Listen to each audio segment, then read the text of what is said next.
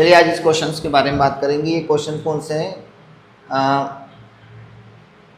Class 8 chapter 6 cube and cube roots. ये questions आप देख रहे हैं, ये ट्रू फॉल्स है। इसमें आपको क्या बताना है? ट्रू एंड फॉल्स बताना। मैं इसको एक्सप्लेन करके बता रहा हूँ। Cube of any odd number is even. क्या कह रहा है? किसी भी ऑड नंबर का जो क्यूब है, cube of any odd number is even, मतलब ऑड नंबर का जो क्यूब है वो कितना है? कह रहा है इवन है। तो ये क्या हो जाएगा? फॉल्स हो जाएगा। आपने एक प्रॉपर्टी पढ़ा होगा कि जो ऑड नंबर होता है, ऑड नंबर का क्यूब करने पर हमें एक ऑड नंबर ही मिलेगा, लेकिन यहाँ पे वो क्या कह रहा है कि ये एक इवन नंबर है, इसलिए ये फॉल्स हो जाएगा।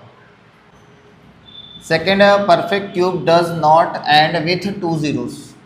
क्या कह रहा है कि परफेक्ट क्यूब 2 zeros से एंड नहीं होता, मतलब किसी परफेक्ट क्यूब में 2 zero नहीं होते हैं। कह रहा है जैसे मान लो एक नंबर है 100, एक नंबर है 1000, इन दोनों में तो इसमें 2 0, इसमें 3 0। तो ये सही बात है बिल्कुल। किसी भी क्यूब में 3 0 होंगे या 1 0 होंगे, 2 0 कभी नहीं होंगे। तो ये आ जाएगा क्या आपके पास? ट्रू आ जाएगा। फिर लिखा है if square of a number ends with 5 there its cube ends with 25। ये क्या कह रहा है?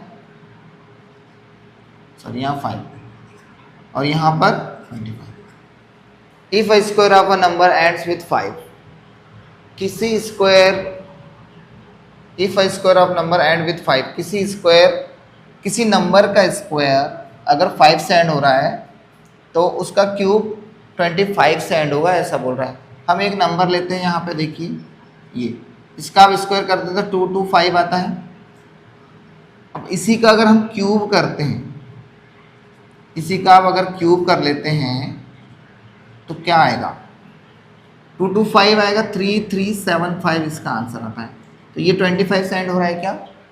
नहीं हो रहा है। तो इसका मतलब ये है कि इसमें आंसर क्या आ जाएगा? ये फॉल्स आ जाएगा। फिर लिखा है there is a perfect cube which end with 8। There is a perfect cube, एक परफेक्ट क्यूब होता है जो 8 से एंड होता है।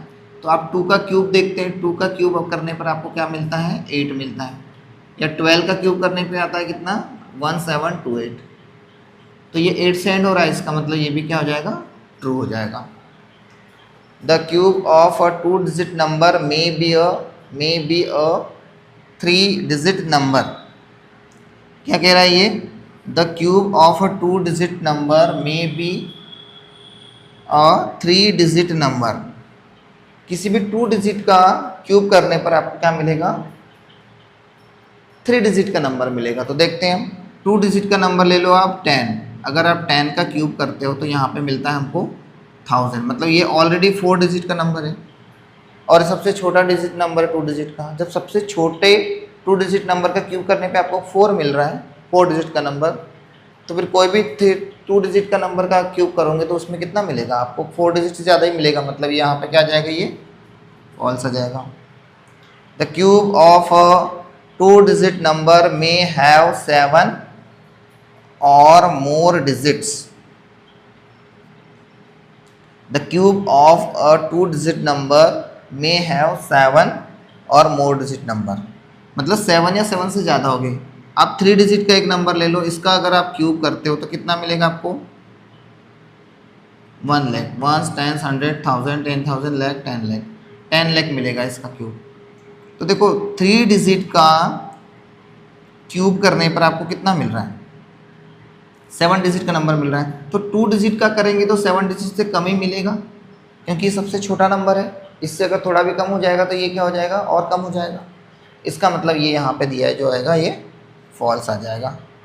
2 डिजिट का नंबर का क्यूब करने पर आपको यहाँ पर 6 डिजिट मिलेंगी, 6 digit. The cube of a single digit number may be a single digit number. इसमें लिखा है the cube of a single digit number may be a single digit number. किसी सिंगल डिजिट नंबर का cube करने पर आपको single digit number मिलेगा। ये ट्रू भी हो सकता है, फॉल्स हो सकता है, लेकिन यहाँ पे क्या यूज़ किया है, मे बी, मतलब हो सकता है, तो इसका आ जाएगा ट्रू, हो सकता है, क्योंकि 2 का क्यूब करने पर आपको 8 मिलता है, 1 का क्यूब करने पर आपको कितना मिलेगा, 1 ही मिल रहा है, तो ये हो सकता है, इस 2 कंडीशन में हो सकता है। तो ये चैप्टर का, ये 6.2 चैप्टर के लास्ट एक्सरसाइज के क्वेश्चन से ट्रू फॉल्स बहुत इंपॉर्टेंट है। ठीक है, नेक्स्ट वीडियो में कुछ और टॉपिक सब मिलेंगे।